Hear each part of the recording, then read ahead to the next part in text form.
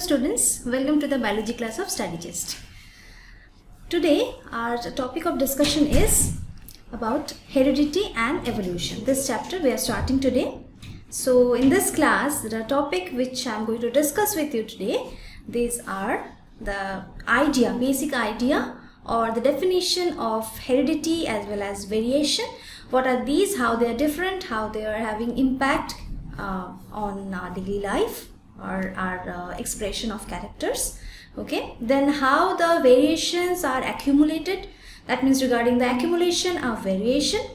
Then about the basic idea about gene, allele as well as chromosomes. Okay, and lastly we are going to study about the dominant gene as well as the recessive gene. But before we start, I want to give you a reminder about our social media platforms. So as you can see on the screen that StudyGist Academy is our YouTube channel, so do subscribe our channel, like our Facebook page, join our Telegram channel, the link is provided here, and the name of the channel also you can see, StudyGist School 7 to 10, and it looks like this. Okay, so in this channel, why I am telling to join, because in this channel regarding the study materials, regarding the live classes, all other updates you will be getting before time, so it's very important, so do join it. And follow us on Instagram. You can also join us through WhatsApp community, and the number is displayed over the screen, as you can see. Note it down and join. And for more updates, for more details, do visit our website www.studygist.in. Then I would like to inform you that now in Google Play Store, our free app of StudyGist is available. So it looks like this, our app StudyGist. It's a very user-friendly app, and in this app, through this app, basically all the live classes are being conducted, and apart from all the live classes, all the recorded classes of every subject, the notes, important notes, study materials, everything you will be getting here, and you will be benefited a lot. Okay, so without any further delay, just do download our app and install it now. Now this is how our YouTube channel looks like. So do subscribe our channel as I told you earlier, and after that don't forget to hit the bell icon to get instant updates whenever any kind of new videos will be uploaded in our channel. Okay, then this is how our Facebook page looks like. So like us on Facebook too for being united with us continuously. So let's get started. First, heredity and evolution is the name of the chapter which we are going to start today. Firstly, I told that we will discuss about heredity. What is heredity? Regarding the thing, how the concept came, who actually introduced. So इस सब के बारे में हम लोग धीरे धीरे बात करेंगे. तो start करते हैं. A recognizable feature of human being, like the height. Recognisable feature मतलब क्या होता है?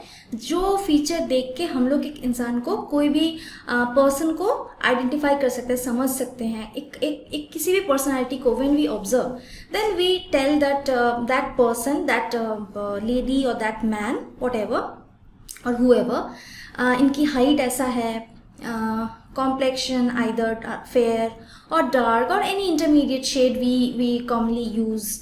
Okay, this is a feature. And like the shape, curly hair है या फिर स्ट्रेट हेयर है, इससे भी हम लोग कहते हैं कि कोई भी इंसान, मतलब whatever whoever he is, जब हम लोग को पूछा जाता है कि हम लोग मतलब प्रॉपर आइडेंटिटी, मतलब हम लोग नाम नहीं जानते, वेयर फ्रॉम ही इज़ और she is, we don't know, देन हम लोगों को ऐसे कुछ क्वेश्चंस पूछे जाते हैं, या फिर हम लोग ऐसे भी कहते हैं कि this like a person was there of almost 5 feet 10 inch of height and dark complexion, physique कैसा है, और कर्ली हेयर और स्ट्रेट हेयर, और आई कलर अगर स्पेसिफिकली ब्राउन और blue, if we have notice then we से.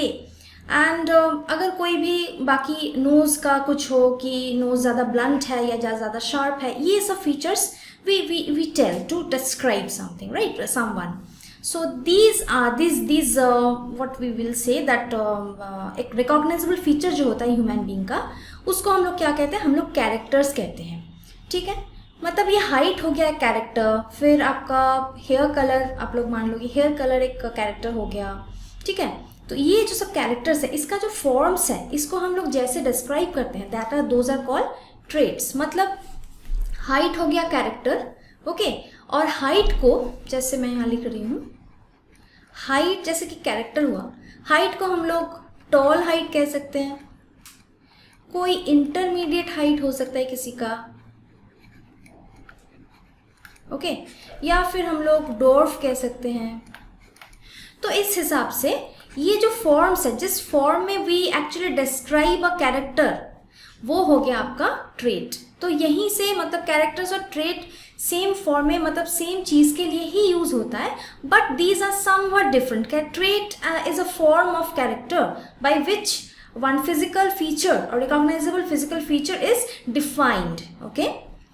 Now coming to heredity, ये जो कैरेक्टर्स हैं, जो कैरेक्टर्स ट्रेट्स के बारे में हम लोग अब तक बात कर रहे थे, these characters and traits are transmitted from one generation to its next generation.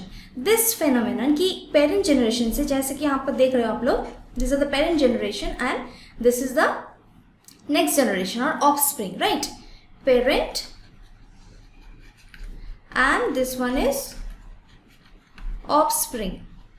तो ये पेरेंट से जो ऑफस्प्रिंग का जो कनेक्शन है वो कैसे आता है, मतलब जो कैरेक्टर्स आर ट्रांसमिटेड वो कैसे आता है, जो प्रोसेस है, जिस प्रोसेस से आता है उस प्रोसेस का नाम ही है heredity, okay. So in most simple terms if we are asked और if we want to say, then it means the continuity of features from generation to next generation, okay. So एक दो parent मान लो, जैसे कि यहाँ पर मैंने कहा, ये पिक्चर में जैसे आप लोग देख रहे हो कि दो पेरेंट है, मेल है, फीमेल है, obviously, and they are involve in, ये जो लाइन है, this is indicating the relationship of sexual mating, sexual relationship between the two parent, male parent as well as the female parent, ठीक है। तो ये involve है in the sexual reproduction. This the sexually reproducing organisms produce sex cell or gametes. Obviously ये हम लोग reproduction में पढ़ चुके हैं, मैंने पढ़ाया था आप लोगों को, आप लोगों को पता भी है कि ये जो मेल और फीमेल पेरेंट होते हैं ये सेक्स सेल और गेमेट प्रोड्यूस करते हैं। मेल गेमेट और फीमेल गेमेट अलग अलग मेल फीमेल बॉडी से बॉडी में प्रोड्यूस होता है, फिर वो लोग they undergo fusion. So after fertilization, what is the product? बनता है zygote, and which gradually develops into a young one of the offspring, which shows the similarity with both of the parents. मतलब कोई character, मान लो यहाँ पर 50 characters हैं, okay, 50 characters है, तो इनमें से कोई भी कॉम्बिनेशन में आ सकता है। 30 characters from father, 20 characters from mother, और 35 characters from father, 15 characters from mother, और ये 25 टोटल मतलब इक्वल अमाउंट में भी हो सकता है। तो this is the total idea how the characters or traits being transmitted from one generation to its next generation is called heredity. I think this concept is clear to you.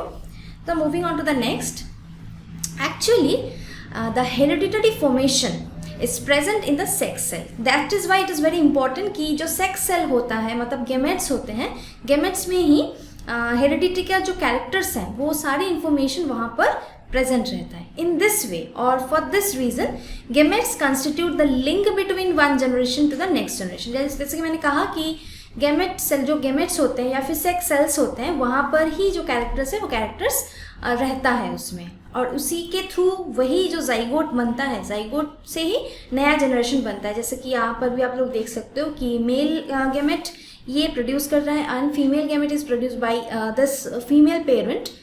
तो यहाँ पर जो गेमेट है, दोनों gametes यहाँ पर क्या बना रहा है, जाइगोट बना रहा है। I am only writing Z, okay, you will understand I think. तो यहाँ पर जो जाइगोट है, जाइगोट में ही सारा कुछ रहता है। तो it we can say that it's a connection between parent generation and the offspring, okay. Now coming to the concept of variation, although the offsprings inherit the characters as well as the traits, हम लोग दोनों, मैंने कहा कि दोनों ही हम लोग मान के चलेंगे, सेम ही है दोनों, बट थोड़ा सा जो डिफरेंस है वो मैंने आप लोगों को पहले क्लियर कर दिया था, आई गेस, ओके। सो ये जो कैरेक्टर्स इनहेरिट हो रहा है of the parent and resemble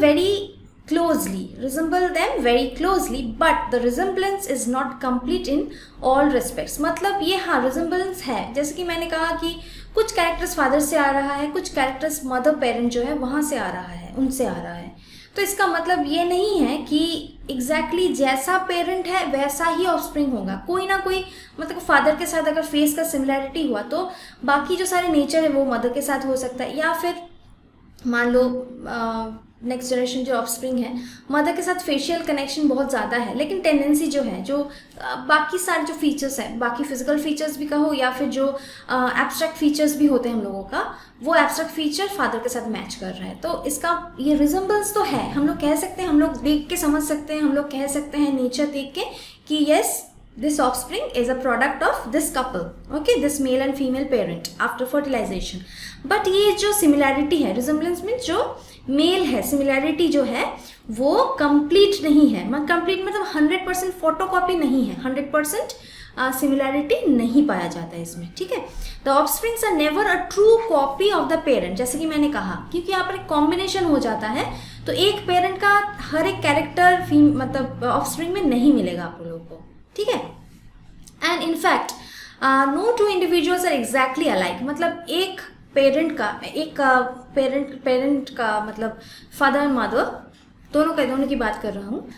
तो ये जो है इस कपल का अगर 2 ऑफस्प्रिंग रहा, ये 2 ऑफस्प्रिंग भी एक दूसरे से सिमिलर नहीं होगा, सिमिलर टाइप होगा लेकिन एग्जैक्ट कॉपी नहीं होगा, क्योंकि दोनों में ही कॉम्बिनेशन का जो है, दोनों में ही कॉम्बिनेशन आया है। तो ये पेरेंट में इसमें इस ऑफस्प्रिंग में शायद आ सकता है कि 25-25 आया हो, मतलब जो मैं कैरेक्टर्स कह रही थी, मतलब 50% कैरेक्टर 50% कैरेक्टर ऐसा कॉम्बिनेशन हो। यहाँ पर हो सकता है कि 75% फादर से आया हो और 25% मदर से आया हो, तो ऐसा हो सकता है। तो इसीलिए वो जो ऑफस्प्रिंग भी बनते हैं एक जनरेशन में, those are also not exact copies of each other, okay.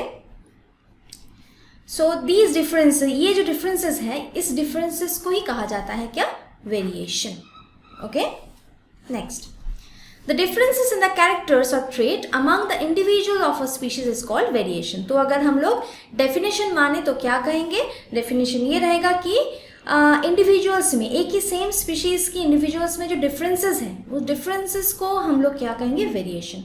If you give the example, firstly taking the human height as a trait और as a character which shows variation. देखो pictures में देखो, ये different height, एक हर एक person है, यहाँ पर 5 पर्सन्स हैं, 1 2 3 4 5, और ये 5 लोगों का जो हाइट है वो एक दूसरे से कम्प्लीटली डिफरेंट है, ठीक है। किसी किसी का हाइट थोड़ा सा मैच कर रहा है लेकिन डिफरेंस देख सकते हैं, सेकेंड पिक्चर में और ज़्यादा क्लियर हो जाएगा। So this is because some people are very tall whereas some are less tall, then some are having the medium kind of height and some are short height, और whereas some are very short, मतलब कोई बहुत लंबा है, कोई उससे थोड़ा कम है, कोई मीडियम, किसी को हम मीडियम हाइट कहते हैं, राइट। फिर किसी को कहेंगे नहीं ये that person is a bit short, okay. And किसी को कहेंगे नहीं ये तो बहुत ही ज़्यादा शॉर्ट है, हाइट बहुत ज़्यादा कम है। जैसे कि यहाँ पर देखो, ये इस बॉय का that person is so tall, और उसकी कंपैरिजन में देखो कितना शॉर्ट है, कितनी ज़्यादा शॉर्ट है ना। तो ये जो हाइट में डिफरेंस रह गया, ये हो गया वन एग्जाम्पल ऑफ वेरिएशन। जैसे कि सेम स्पीशीज़, ये ह्यूमन का ही एग्जाम्पल है, ये ऐसा नहीं कि एक दूसरे कोई एनिमल के साथ ह्यूमन का हाइट हम लोग कंपेयर कर रहे हैं यहाँ पर। तो कंपैरिजन जो होगा that will be between the individual of the same species, the individual must belong to the same species, उसी में ये कंपैरिजन होगा, okay. So this is one example of variation. Now moving on to another example, जो कि है human beings which is in our ears, हम लोग के कान का, ईयर का एक वेरिएशन है। हर किसी का मतलब शेप में नहीं जा रही हूँ, यहाँ पर स्पेसिफिकली हम लोग लोब्स की बात करेंगे। देखो पिक्चर में आप लोग देख सकते हो कि attached lobe and free lobe. अब ये क्या होता है ये मैं आप लोग को समझा रही हूँ। देखो the lowest part of our ear is called ear lobe, मतलब ये जो पार्ट है यहाँ पर इस पार्ट और यहाँ पर ये पार्ट जो है इसको ईयर लोब कहा जाता है। ईयर का जो लोएस्ट पार्ट होता है that is called ear lobe, okay. And the year lobe is hanging and it is called free ear lobe. तो यहाँ पर देखो ईयर लोब किसी के साथ कोई कनेक्शन नहीं है। ये जो नया नीचे का जो पार्ट है वो बहुत ही सॉफ्ट होता है और that part is hanging in the second picture. So in the second picture as we can see कि यहाँ पर ईयर लोब जो है और the lower part of the ear is hanging, is not connected with anything. Okay, so that type of ear lobe is called the free ear lobe. Okay, लेकिन कुछ इंसान में, कुछ पीपल में, in case of some person, the ear lobe you will see it is closely attached to the side of the head and then it is called the attached ear lobe. तो यहाँ पर ये देखो, here you can see the attachment. यहाँ पर ये क्या है, ये फ्री है, यहाँ पर ये अटैच्ड है. तो ये जो अटैच्ड है हेड के साइड से, ये हेड पार्ट, इसके साइड से जो अटैचमेंट है, इससे हम लोग इसको क्या कहेंगे, इसको हम लोग कहेंगे अटैच्ड ईयर लोब. तो ये एक डिफरेंसेस, ये हम लोग ह्यूमन बीइंग का ही है. लेकिन देखो, in case of ear lobe structure we may vary from each other. बहुत किसी का फ्री ईयर लोब होता है, बहुत कोई जनों का आप लोग देखो कि अटैच ईयर लोब होता है, लेकिन हर किसी का अटैच नहीं है या हर किसी का फ्री ईयर लोब नहीं है. तो यहाँ आ गया ना वेरिएशन. ओके, सो दस most of the people have free ear lobes. ज़्यादा से ज़्यादा यही देखा जाता है.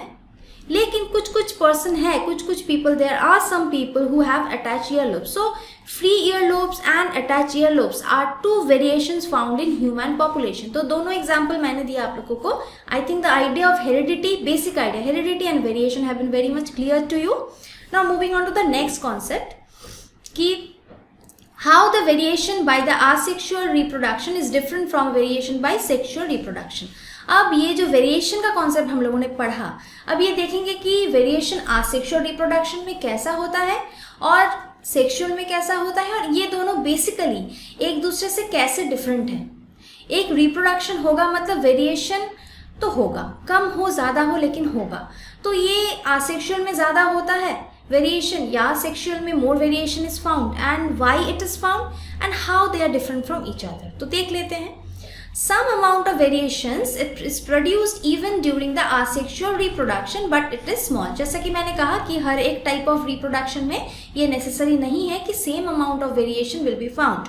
सो आसेक्सुअल रिप्रोडक्शन में हम लोग क्या जानते हैं कि एक ही पेरेंट रहता है और एक ही पेरेंट से, पी लिख देती हूँ, और एक ही पेरेंट से ऑफस्प्रिंग आते हैं, ओ लिखती हूँ सिर्फ. ओके, तो एक ही पेरेंट से ऑफस्प्रिंग आएगा. आने का मतलब ये है कि यहाँ पर जो कैरेक्टर्स रहेंगे यहाँ पर भी वही कैरेक्टर्स रहेंगे, चाहे वो फिजिकल हो, चाहे वो मेंटल हो, चाहे वो एब्स्ट्रैक्ट हो, कोई भी कैरेक्टर हो, पेरेंट का ट्रू कॉपी बनता है, इसलिए कोई डिफरेंस नहीं होगा इसमें. ओके, सो यहाँ पर डिफरेंसेस जो है वो भी वेरिएशन होती है, क्योंकि here in asexual reproduction, which I have told now, or which you have already studied, that is only about the only about the genes. Means there तो the genes are coming and these are not वहाँ पर जो है वो दो parents नहीं रहता है, वो इन्वायरमेंट नहीं रहती है, लेकिन कुछ इन्वायरमेंटल फैक्टर्स भी रहते हैं. This is only physical factor I was talking about. लेकिन कुछ इन्वायरमेंटल फैक्टर रहने से कोई ना कोई डिफरेंसेस आ ही जाती है. तो वेरिएशन का जो रीज़न है वो सिर्फ ये हेरिडिटी नहीं है, बल्कि हेरिडिटी के अलावा भी एनवायरनमेंट भी जो है उसमें भी और उससे भी, और due to that environmental reasons also variation may appear. तो इसीलिए ऐसा नहीं है, ऐसा अगर कॉन्सेप्ट आप लोगों का है तो ये दिमाग से निकाल दो कि आसेक्सुअल रिप्रोडक्शन में कोई वेरिएशन नहीं है, क्योंकि वहाँ पर तो एक ही पेरेंट है. तो एक ही पेरेंट है तो वहाँ से जो ऑफस्प्रिंग आएगा उसका कॉपी, उसका ट्रू कॉपी होगा, सिमिलर होगा. ये है सिमिलर है, लेकिन somehow these are different too. Okay, so variations asexual reproduction में जो पाया जाता है, जो देखा जाता है, that is visible. It's not that it's not found, it's found but in very little amount or very small amount. The number of variations produced during sexual reproduction जो है वो की बहुत ज़्यादा है. अगर एग्जाम्पल देखें जैसे कि sugar cane plants reproduced by the process of asexual reproduction. So if we observe a field of sugar cane, जैसे कि आप लोग देख रहे हो यहाँ पर ये sugar cane का field है, we will find very little variations in various sugar cane plants. तो sugar cane का जो खेती होता है जहाँ पर lots and lots of huge number of sugar canes are there. So वहाँ पर अगर हम लोग देखेंगे कि हर एक sugar cane mostly they look alike, मतलब सिमिलर टाइप दिखता है, एक दूसरे के साथ बहुत ज़्यादा डिफरेंस नहीं है. ठीक है, तो एक दूसरे के साथ बहुत ज़्यादा डिफरेंस नहीं है। इसका मतलब क्या हुआ, ये आसेक्सुअल रिप्रोडक्शन से जो शुगर केन बना है by the means of asexual reproduction means involvement of only one parent, तो इसमें variation will be very less। तो यहाँ से प्रूफ हो गया कि जो वेरिएशन asexual reproduction के थ्रू मिलता है that is much more lesser in comparison to the variation found during sexual reproduction। okay, next, but in case of animal, वो plant में था, but in case of animal including the human being which reproduce by the process of sexual reproduction, वो था asexual reproduction। यहाँ sexual reproduction की अगर बात करें हम लोग, then a large number of variations are produced, and ये किस लिए होता है, due to these variations that no two human being look alike except the identical twins। Twins भी जो होते हैं उसमें भी जो आइडेंटिकल टाइप ऑफ ट्विन्स होते हैं उनमें ही 100% सिमिलैरिटी देखा जाता है, लेकिन if you observe very minutely you will be able to differentiate. तो जब आप लोग डिफ्रेंशिएट कर पाओगे, इसका मतलब क्या है, इसका मतलब ये है कि 100% सिमिलैरिटी नहीं है, 100% आइडेंटिकल नहीं है, लेकिन हाँ अगर हम लोग बहुत बार भी देखने की कोशिश करें, बहुत बार में भी हम लोगों को पता ना चले। ठीक है, आप लोग कहीं पे जा रहे हो, कोई आइडेंटिकल ट्विन्स को आप लोग देखें तो आप लोगों को शायद ये मालूम नहीं पड़ेगा कि ये लोग एक दूसरे से डिफरेंट है या फिर एक दूसरे के साथ सिमिलर है, नहीं पड़ेगा, देख के लगेगा कि नहीं ये तो सिमिलर ही है। ठीक है, लेकिन बहुत दिन तक, बहुत महीने तक, बहुत सालों तक, after so many years when you will again and again observe that identical twins, you will be able to differentiate. तो अगर ऐसा नहीं हुआ तो एक ही नाम हम लोग दे सकते हैं, लेकिन ऐसा नहीं होता है। Identity is definitely different even if they are identical twins to each other. ठीक है, थोड़ा सा डिफरेंस तो ज़रूर रहता है, और इसी वजह से मतलब ड्यू टू वेरिएशन दो ह्यूमन बींग्स कभी भी 100% ट्रू कॉपी नहीं हो सकता, because we are the products of sexual reproduction, not by means of asexual reproduction, right? So from this discussion we can conclude that the number of successful variations is maximized by the process of sexual reproduction। तो दोनों में difference समझ में आ गया, and we can say that variation is very necessary aspect for the organic evolution। मतलब अगर variation नहीं रहा तो एवोल्यूशन कैसे होगा, जैसा था पेरेंट, बहुत सारे जनरेशन के बाद भी थोड़ा सा भी चेंज नहीं आएगा आसेक्सुअल रिप्रोडक्शन के थ्रू, और जितना भी आएगा वो एक ऑर्गेनिक एवोल्यूशन कॉज करने के लिए कभी भी that will not be enough. Okay, next coming to accumulation of variation, the reproduction of the organisms produces variations, okay, and these variation produced in the organism during the successive generation they get accumulated in the organisms। और जाहिर सी बात है कि एक generation दूसरे generation में जो थोड़ा थोड़ा करके वेरिएशन आ रहा है वो नेक्स्ट जनरेशन में क्या होगा, accumulated हो जाएगा। and the significance of variation shows up only if it continues to be inherited by the offspring for several generation। कोई एक वेरिएशन अगर बहुत सारे जनरेशन तक, सक्सेसिव जनरेशन तक एक ही कैरेक्टर बहुत बार रिपीट होके आ रहा है, तो दैट विल बी माने इसका मतलब है कि इनहेरिट बाय हेरिडिटी के थ्रू जो आ रहा है वो बहुत ज़्यादा बार अगर रिपीट हो गया तो that will be established in the successive several generations. So if you take an example, so that will be a bacteria suppose produces 2 bacteria by asexual reproduction, ये हम लोग जानते हैं। Again suppose दूसरा केस कि जहाँ पर one of the offspring of bacterium has a variation due to which it can tolerate a little higher temperature than the other, so now this variation is a little more heat resistant, will go on accumulating in the offspring of the successive generation to this bacteria। मतलब मान लो कि bacteria has grown due to asexual reproduction, तो एक bacteria से 2 bacteria मान लो हुआ है, एक में कुछ वेरिएशन आने के बाद वो ज़्यादा हीट को रेजिस्ट कर सकता है, हीट को टॉलरेट कर सकता है। ठीक है, तो इससे क्या होगा, इससे जो दूसरा बैक्टीरिया है, दूसरा बैक्टीरिया से इसका एक वेरिएशन हो गया। अब ये जो नया जो अच्छा कैरेक्टर आया वही क्या होगा, वो जनरेशन के बाद एक दो जनरेशन के बाद से वो हर एक जनरेशन में वो बार बार रिपीट होगा।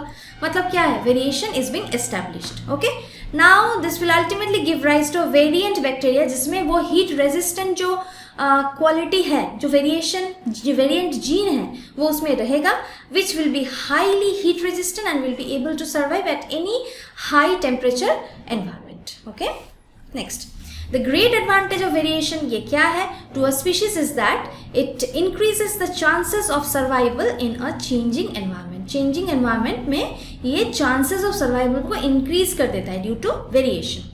For example, suppose accumulation of heat-resistant variation in some bacteria will ensure its survival even when the temperature in the environment rises too much due to heat wave or due to some other reasons. मतलब ये variation कैसे resist करने में, कैसे chances of survival को increase करता है. जैसे कि जो ऑर्गेनिज्म बहुत ज़्यादा हीट मान लो रेजिस्ट कर सकता है, वो नॉर्मल टेम्परेचर में भी रह सकता है और ज़्यादा हीट जब एनवायरनमेंट में हो जाता है उसमें भी रह सकता है. तो इसमें इसका बेनिफिट क्या है कि बहुत ज़्यादा हीट जब एनवायरनमेंट में हो जाएगा तभी ये इसको सर्वाइव कर लेगा उसमें. तो इसमें जो चांसेस ऑफ सर्वाइवल है वो इस ऑर्गेनिज्म के लिए ज़्यादा हो जाता है. On the other hand, the bacteria which did not acquire the variation, और जिनमें वेरिएशन जो है एक्यूमुलेटेड नहीं हुआ है, वो क्या होगा, that will not be able to withstand the heat and they will not be able to survive in that adverse environment.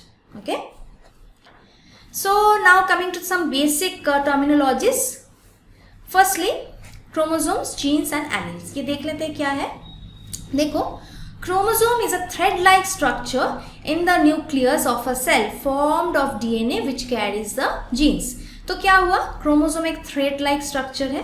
जैसे ये क्रोमोसोम का स्ट्रक्चर है, मैं पहले बता देती हूँ आप लोगों को. ये क्रोमोसोम का स्ट्रक्चर है, ये यहाँ पर आप लोग को समझ आए इसलिए ये बड़ा करके दिखाया गया है, लेकिन this a very minute microscopic structure. आप लोग विदाउट माइक्रोस्कोप देख नहीं सकते इसे. ओके, सो एक थ्रेड लाइक स्ट्रक्चर है जो न्यूक्लियस के अंदर रहता है and it carries DNA and DNA carries genes. तो इसके अंदर क्या रहता है, इसके अंदर डीएनए रहता है और ये डीएनए जो है तो देख रहे हो, डीएनए के अंदर क्या रहता है, जीन रहता है. Gene is a part of DNA and different organisms have different number of chromosomes in their nuclei. हम लोग में, ह्यूमन बीइंग में कितना क्रोमोसोम रहता है, 46 chromosome, right. 23 pairs of chromosomes are there.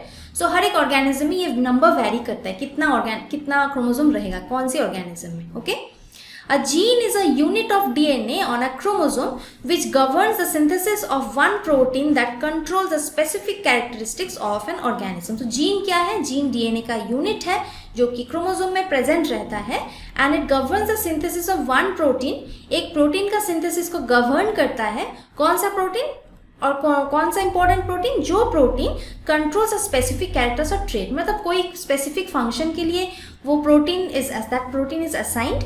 सो उस प्रोटीन को गवर्न करता है. Okay, and there are thousands of genes on a chromosome which control various characteristics of an organism. So एक ऑर्गेनिज्म का जो भी कैरेक्टर्स होते हैं, जो हम लोग दिखाते हैं, physical as well as mental, और all the characters of expression, that is the gene. Gene के थ्रू ही हम लोग अपने आप का हर एक कैरेक्टर्स को एक्सप्रेस करते हैं. Next, genes are actually the hereditary unit. Heredity का यूनिट है क्योंकि इसके थ्रू ही जो कैरेक्टर्स और ट्रेट्स के बारे में हम लोग अब तक बात कर रहे थे, वो थ्रू रिप्रोडक्शन के बाद वो एक जनरेशन से दूसरे जनरेशन में ये ट्रांसफ़र होता है by the help of genes. और ये याद रखना हमेशा कि जीन हमेशा पेयर में काम करता है. For example, the gene for tallness is represented, suppose letter capital T, और ड्वार्फ का जो जीन है दैट इज स्मॉल टी. तो ये capital T small T either तो एक साथ रहेगा, या फिर दोनों कैपिटल टी एक साथ रहेगा, या फिर दोनों स्मॉल टी एक साथ रहेगा. ठीक है, अब ये जीन हो गया, मतलब पेयर में रहा. अब ये एलील क्या है, allele is a variant form of a given gene. It means that it is one of the 2 or more versions of a known mutation at the same place of a on a chromosome. मतलब एक gene का जो ये 2 form हो गया, the 2 forms of a gene is called allele. ये pair में, ये जीन पेयर में, ये कैपिटल टी और ये स्मॉल टी एक दूसरे का क्या हो गया, एलील हो गया. Okay, by the time when Mendel discovered, Mendel का साइंटिस्ट का नाम बहुत ज़्यादा इंपॉर्टेंट है ये हेरिडिटी में, क्योंकि इनका जो कॉन्सेप्ट है, ये हेरिडिटी का कॉन्सेप्ट उन्होंने ही डिस्कवर किया था, उन्होंने ही डिस्क्राइब किया था. ओके लेकिन मेंडल ने जब ये सब कुछ लेके काम किया था तब ये जीन डिस्कवर नहीं हुआ था. सो एट दैट टाइम इनको ये जीन को मेंडल फैक्टर्स नाम से बुलाते थे. Gene were at that time it was described as the characters. Okay now coming to the dominant and recessive gene. देखो genes for controlling the same characteristics of organism can be of two types, dominant and recessive. अब dominant gene क्या है? जो gene decide करता है कि वो express करेगा और दूसरा जो जीन है उसको सप्रेस कर देगा, that is the dominant gene, alternative gene. ठीक है, मतलब ये पेयर में कैपिटल T जो है इसका ये जो कैरेक्टर के लिए रिस्पॉन्सिबल है दैट विल बी एक्सप्रेस्ड, और इस जीन पेयर में जो दूसरा कॉम्पोनेंट दूसरा एलील है वो एक्सप्रेस नहीं होगा, that is the recessive one, recessive allele. Okay so the gene which decides the appearance of an organism, एक ऑर्गेनिज्म का अपीयरेंस कैसा होगा ये डिसाइड करता है जो जीन, वो हो गया आपका dominant gene. So it dominates the recessive gene for the same characteristics on the outer chromosome of the pair. ठीक है, और रिसेसिव क्या हो गया? रिसेसिव जो है वो एक्सप्रेस नहीं हो पाएगा, that will be suppressed by the expression of the dominant gene और by the presence of dominant gene, वो हो गया आपका recessive gene. Okay so the gene which can decide the appearance of an organism only in the presence of another identical gene. मतलब इस pair में दोनों ही identical है तब ये एक्सप्रेस होगा, लेकिन इस कंडीशन में ये small t will not have the opportunity to be expressed. ठीक है, तो here a single recessive gene can not decide the expression or appearance of an organism. Okay, the dominant gene is represented by capital letter and the corresponding small letter will be the expression of the recessive gene. For example, अगर pea plant से example ले तो वहाँ पर dominant gene जो है tallness के लिए वो कैपिटल T है, और जो रिसेसिव जीन है वो डॉर्फनेस को डिफाइन करता है, that is small t. So in this way when we write the genetic cross of the pea plants, here I will come to this later on just for your understanding. तो capital letter जो है वो dominant है और जो small letter है उसका ही कॉरस्पॉन्डिंग स्मॉल t ही है, so that is the recessive gene. So यहाँ पर टॉल कैरेक्टर जो है वो मेन कैरेक्टर है, दैट विल बी एक्सप्रेस्ड, और जो ड्वार्फ कैरेक्टर है that is suppressed by the presence of capital T और the tall character expressing gene. Okay, so this is all about today. See you in the next class. Thank you.